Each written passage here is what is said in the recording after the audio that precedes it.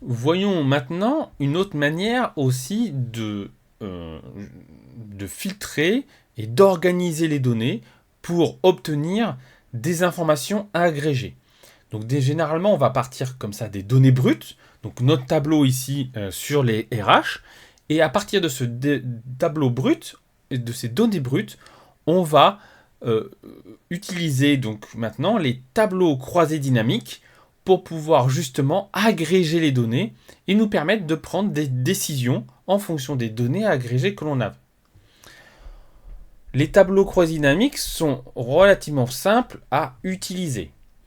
Il faut aller ici dans le menu Insertion et cliquer sur Tableau croisé dynamique. Dans ce cas-là, le tableau croisé dynamique, on va sélectionner le tableau sur lequel on veut s'appuyer. Donc généralement, si on a cliqué n'importe où dans le tableau qu'on veut utiliser, Excel s'est débrouillé pour sélectionner l'ensemble des données de ce tableau.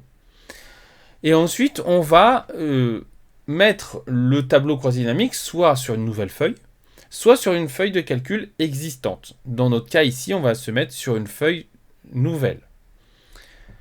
Voici comment apparaît maintenant notre tableau croisé dynamique. Donc pour l'instant, il n'y a rien du tout.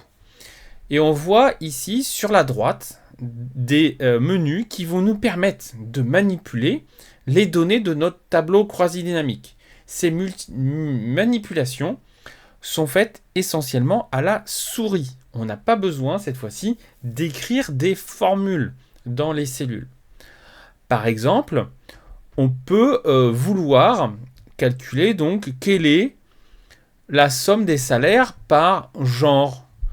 Donc là ici on va organiser nos données en sélectionnant où on va les mettre. Est-ce qu'on veut les mettre par ligne, donc ici comme j'ai fait ici, donc, ou alors je peux dire je veux les mettre par colonne.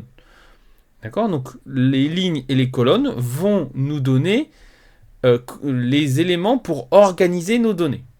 Donc là, j'ai choisi de mettre donc juste le genre. Donc je vais les mettre par ligne.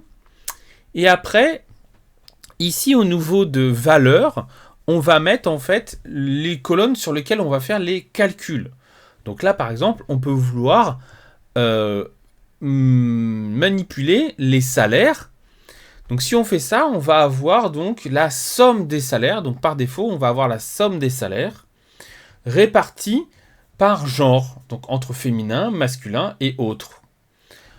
On peut ne pas vouloir avoir la somme des salaires. Dans ce cas-là, il faut se mettre sur la flèche ici dans l'élément, faire un clic gauche et aller ensuite sur paramètres des champs des valeurs. Une fois qu'on a ça, on va pouvoir cette fois-ci sélectionner la fonction que l'on veut utiliser. Par exemple, on voudrait éventuellement avoir la moyenne des salaires en fonction du genre, pour voir si par exemple il y a des inégalités dans notre entreprise. Donc là, une fois qu'on a choisi la moyenne, on clique sur OK et on se retrouve donc avec cette fois-ci donc la moyenne des salaires répartis selon le genre. On pourrait décider aussi de dire je voudrais que ce soit réparti par genre, cette moyenne des salaires, mais je voudrais aussi que ce soit réparti par département. Donc, pour avoir une organisation visuelle des données qui soit cohérente, on va pouvoir sélectionner donc le département, la colonne département, et la mettre dans la partie colonne de notre tableau croisé dynamique.